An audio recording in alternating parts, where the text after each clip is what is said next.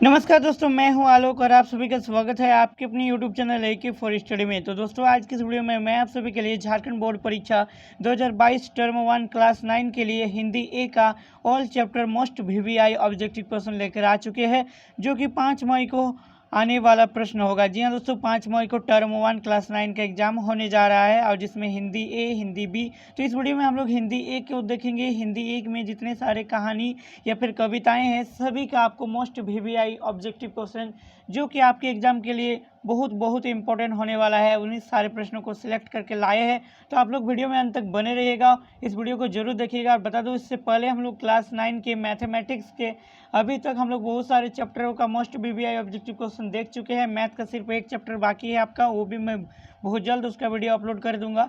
और साथ में साइंस का केमिस्ट्री वाला 2 चैप्टर है, दोनों चैप्टर का कर लिए हैं हम लोग। और साथ में फिजिक्स का 2 चैप्टर कर लिए हैं। और बाकी जितने सारे सब्जेक्ट है आपका धीरे धीरे अपलोड हो जाएगा। आपका एग्जाम का बहुत अच्छा तैयारी हो जाएगा। तो आप लोग चैनल पर नए हो, चैनल को अभी तक सब्सक्राइब नहीं किए तो यार चैनल को सब्सक्राइब जरूर कीजिए और साथ में नोटिफिकेशन बेल को ऑल पर सेट कर लीजिए। और हाँ दोस्तों, इस पीडीएफ को पाने के लिए हमारे Telegram channel A for study 1 या फिर आप मेरे व्हाट्सएप ग्रुप पर क्लास 9 वाले जरूर ज्वाइन कीजिएगा। उस पीडीएफ को आज के एक दिन बाद ये पीडीएफ अपलोड हो जाएगा, तब तक आप इस वीडियो को देख कर समझ लीजिएगा। और जितने सारे ऑलरेडी क्लास 9 के जो कि आपके अदर सब्जेक्ट का जो मैं साइंस और मैथ का जो बताया हूँ, पढ़ाया हूँ आप लोगों के लिए, वो इस वीडियो के अंत में सजेस्ट कर दूंगा। तो इस वीडियो को कंप्लीट देखने के बाद उन सारे वीडियो को जरूर देखिएगा, या फिर आपको इस वीडियो का डिस्क्रिप्शन बॉक्स पर मिल जाएगा। तो चलिए अब बिना देरी करते हुए आज के वीडियो को शुरू करते हैं। तो देखिए दोस्तों, आज हम लोग क्लास 9 के हिंदी ए को देखेंगे इस वीडियो में। और ऑल चैप्टर वीवीआई ऑब्जेक्टिव आपको चैप्टर वाइज जो आपके सिलेबस में है दोस्तों, ऑल चैप्टर कहने का मतलब जो आपका टर्म 1 में सिलेबस में पूछा जाने वाला है, उन्हीं चैप्टरों को देखेंगे। तो 5 मई को आने वाला प्रश्न देखिएगा कौन कौन सा क्वेश्चन आएगा। आपका आएगा, डेफिनेटली आएगा, क्योंकि जितने सारे चैप्टर है मैंने एक भी क्वेश्चन आप लोगों के लिए नहीं छोड़ी। जो जो इंपॉर्टेंट क्वेश्चन था सारे ले लिए। तो अध्याय 1 हिंदी का पहला चैप्टर आपका हिंदी ए का 2 बेलों की कथा है, जिसका लेखक कौन है? प्रेमचंद्र। जी हाँ दोस्तों, आपको यह भी याद रखना है कि कहानी 2 बेलों की कथा जो है, बेल हीरा मोती वाला बेल कहानी आप लोग जरूर पढ़े होंगे। इसका लेखक पूछे जा सकते हैं, तो लेखक कौन है? प्रेमचंद्र। तो चलिए पहला सवाल देखिएगा, किसको गधा कहा जाता है? तो गधा किसको कहा जाता है दोस्तों, इसका आंसर देखिएगा। यहाँ पर आप सभी देख सकते हैं कि गधा किसको कहेंगे, तो मूर्ख को। मूर्ख को क्या कहा जाता है? गधा कहा जाता है।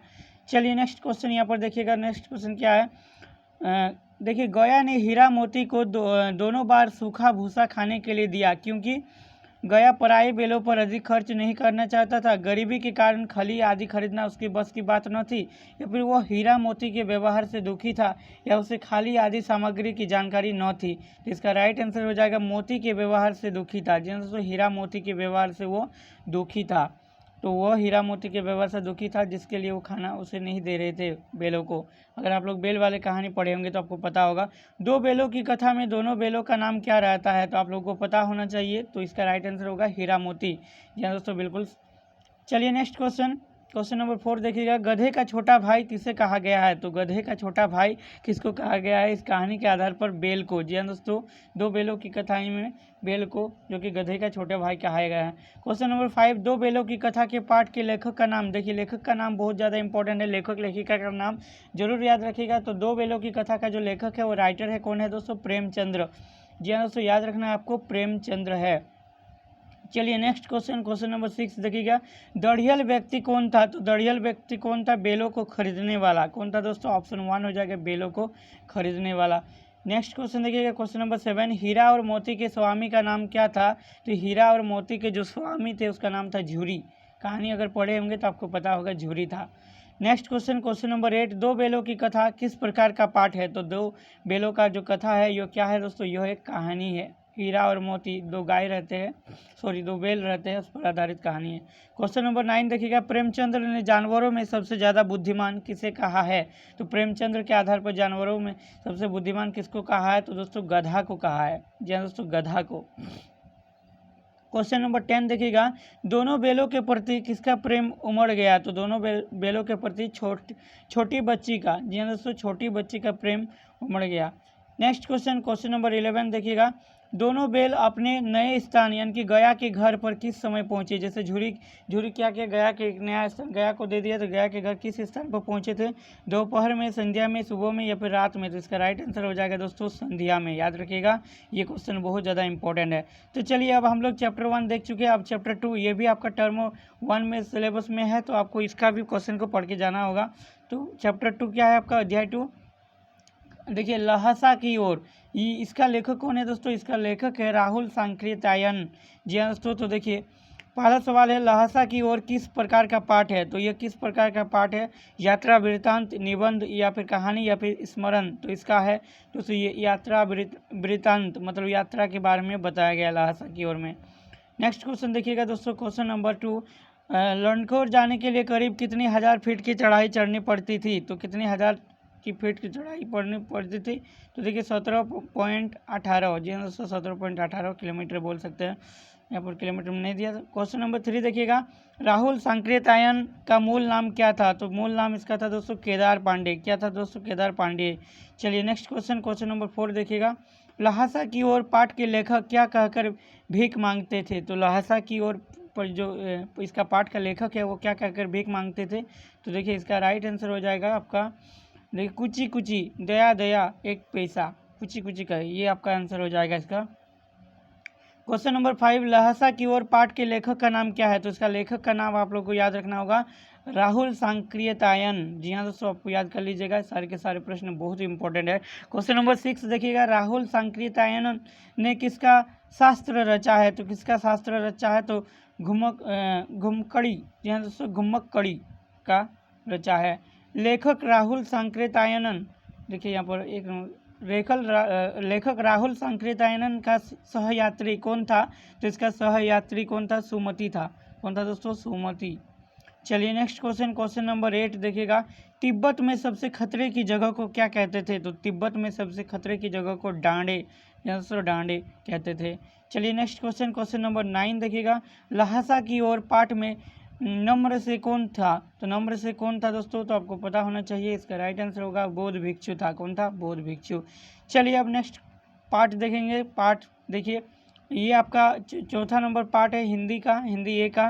देखिए सांवले सपनों की याद, जिसका लेखक कौन है, जाबिर हुसैन। इसे भी याद रखना होगा, सांवले सपनों की याद, ये भी आपका टर्म 1 में ऐड किया गया है, ये आपका टर्म 1 में है दोस्तों। तो फर्स्ट सवाल इसका, वर्ड वाचर किसे कहा गया है। वर्ड वाचर किसे कहा गया है दोस्तों, सालिम अली। सालिम अली को वर्ड वाचर कहा गया है। नेक्स्ट क्वेश्चन, क्वेश्चन नंबर 2 देखिएगा, सांवले सपनों की याद किस प्रकार का पाठ है। तो यह किस प्रकार का पाठ है, डायरी शैली में स्मरण का पाठ है। चलिए नेक्स्ट क्वेश्चन देखिएगा, क्वेश्चन नंबर 3, सांवले सपनों की याद पाठ के लेखक कौन है। तो इसका लेखक कौन है दोस्तों, जाबिर हुसैन। आपको याद रखना है, जाबिर हुसैन इसका लेखक है। क्वेश्चन नंबर 4 देखिएगा, सालिम अली ने अपनी आत्मकथा का नाम क्या रखा था। क्या नाम रखा था आत्मकथा का। तो इसका राइट आंसर हो जाएगा फॉल ऑफ ए स्पेरो। क्या नाम होगा, फॉल ऑफ ए स्पेरो, मतलब स्पेरो का गिर जाना। क्वेश्चन नंबर 5 देखिएगा, सांवले सपनों की याद पाठ में किनका वर्णन हुआ है, अथवा सांवले सपनों की याद पाठ का नायक कौन है। तो कौन नायक है इसका, सलीम अली का, क्योंकि ज़्यादातर इस पाठ को पढ़िएगा तो उसी का वर्णन हुआ है। क्वेश्चन नंबर 6, सालिम अली कौन विज्ञानी थे। सालिम अली जो कौन विज्ञानी थे दोस्तों, ये पक्षी वैज्ञानिक थे, पक्षी के बारे में खोज करते थे। क्वेश्चन नंबर 7 देखिएगा, जटिल प्राणी इनमें से किसे कहा गया है, मनुष्य को, पशु को, पक्षी को, या इनमें से सभी। तो जटिल प्राणी किसे कहा गया है, पक्षी को। चलिए नेक्स्ट क्वेश्चन, क्वेश्चन नंबर 8 देखिएगा, जटिल प्राणियों के लिए कौन हमेशा एक पहेली बने रहेंगे। तो कौन, सालिम अली। कौन बने रहेंगे दोस्तों, आपका राइट आंसर हो जाएगा ऑप्शन 3, सालिम अली। चलिए नेक्स्ट क्वेश्चन, क्वेश्चन नंबर 9, सालिम अली प्रकृति की दुनिया में एक टापू बनाने की बजाय अथवा सागर बनकर उभरते थे। यह पंक्ति किस पाठ का है। तो यह पंक्ति किस पाठ का लिया गया है, सांवले सपनों की याद। जी हाँ दोस्तों, याद रखना है आपको, सांवले सपनों की याद।